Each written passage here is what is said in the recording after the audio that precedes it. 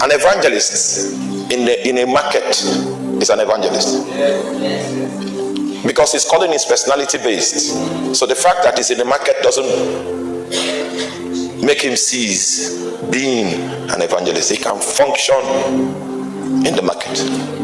But you see, most of us lose the consciousness of our calling, our purpose when we go into the workspace. You become a robot and a machine. And the reason why you are doing everything you are doing is for Europe. Meanwhile, Jesus needs a representative in that space where you work. But you forget your essence when you get there. And you will discover that when the grand summary of your life is done, those work hours, man hours, will not feature in the summary.